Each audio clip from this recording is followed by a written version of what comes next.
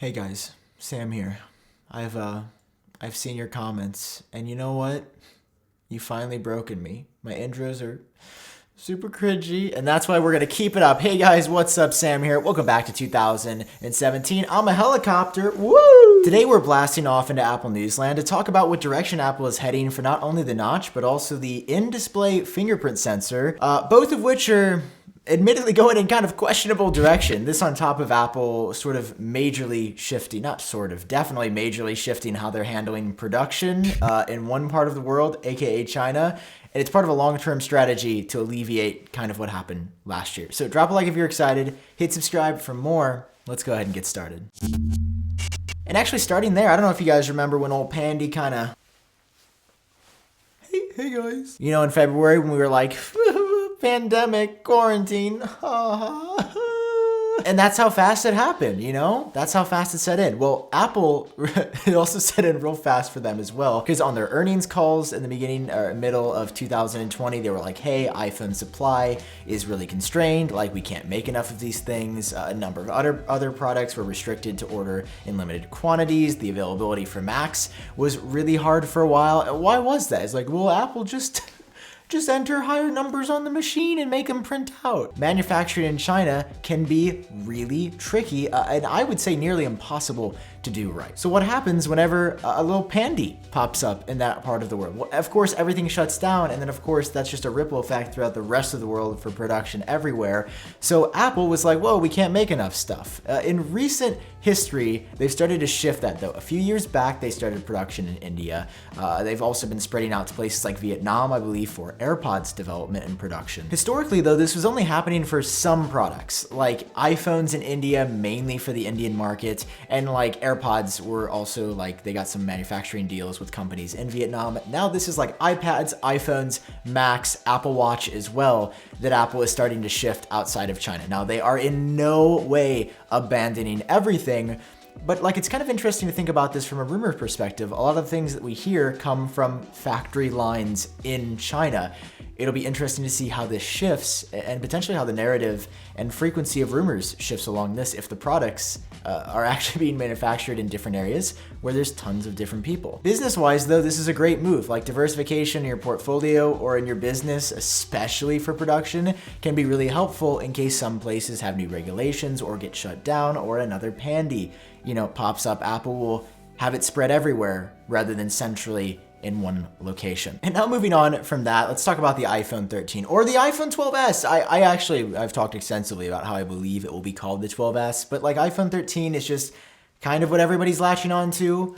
And, you know, I'm not ready yet to take the jump to be the one guy saying iPhone 12s, you know, in the titles of stuff. That would just be bonkers. Obviously, it is not news that an in-screen fingerprint sensor and a smaller notch are happening on this 2021 iPhone lineup. We've heard about this for months now. It has been extensively reported on. I'm not here to tell you the same thing, that we're gonna get fingerprint sensor and we're gonna get smaller notch, even though I guess that's technically what I just did. There's a lot of intricacies with both of these though that have come out recently. Some of this has come from John Prosser, other news from the Wall Street Journal. Two very different sources here, one being ultra traditional media, second being John Prosser, who is my friend that I'm starting the Genius Bar podcast with, which by the way, check it out on iTunes down below. We are trending higher every single day. We are number 1 in some countries. We are number 2 in other countries. I think we're number 5 or 6 in the US. We're higher than Marquez Brownlee's podcast. I don't even know how that's possible. We are so excited for the first episode on February 8th. So check it out, Genius Bar on iTunes, Spotify, and everywhere you get your podcast. Push us up higher. Let's see if we can get to number 1 in the US without even having an episode out yet. We just have the trailer up and that's pretty hilarious. Let's start off with the notch on the iPhone 13 though, because a lot of concepts and even some leaked CAD models for things that Apple had been developing in the past showed this design, right? Basically, same height as before, but way skinnier. Essentially like a third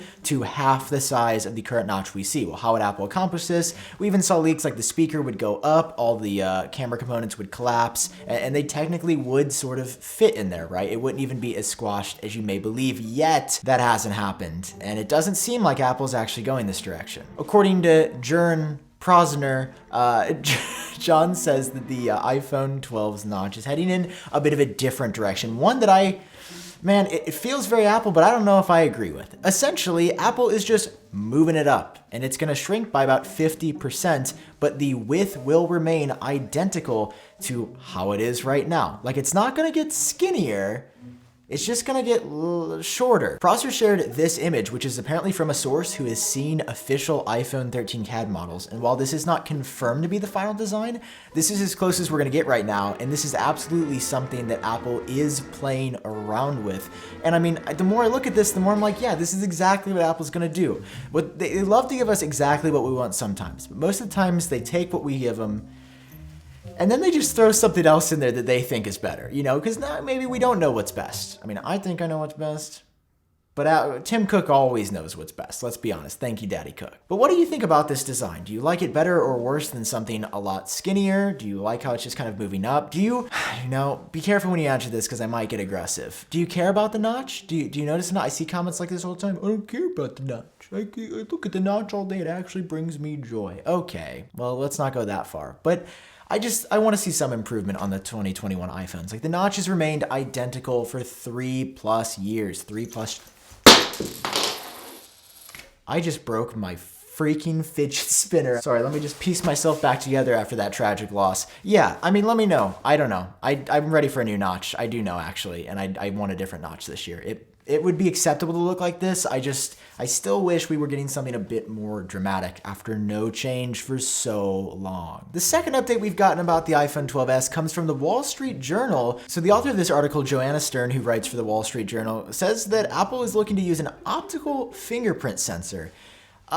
Which makes sense until you look into what it means when it's an optical fingerprint sensor. Essentially, on the market right now, there are two different types of in-display fingerprint sensors. The first one that hit the market a few years ago was optical, where it essentially uses light and a picture when you scan your fingerprint. If it matches, it gets you in. The second is called ultrasonic. It's a far newer technology. It is significantly more secure, and what it does is use sound waves, which is, that just sounds like the Batman right there. It basically uses sound waves and I believe vibration to capture an image of your fingerprint, which gives you, of course, a lot more depth than something that relies on light gathering for your fingerprint. I mean, it would be like if Face ID did a 2D scan versus a 3D scan. Obviously, there's way more data as your face, goes back rather than just the tip of your little nose right there. So for me, it would be really wild if Apple chose the older and more dated option that was potentially less secure. But also in Stern's same article here, she says that Apple will not choose anything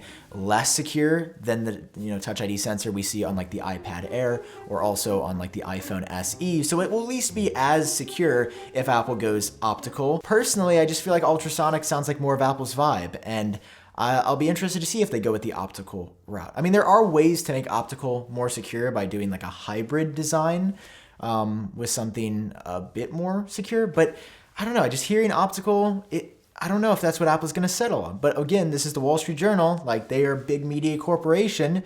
They do have a track record for sharing Apple rumors, believe it or not, and they're relatively accurate when they do. So, hey, maybe that solves the case. As always, we'll keep you updated on the iPhone 13 and everything else Apple here on YouTube. So hit subscribe in case you haven't already. Drop a like if you learned something new and you enjoyed watching the video. I've been Sam. Hope you're doing well. Stay safe out there. I love you guys, and I'll talk to you in my next video.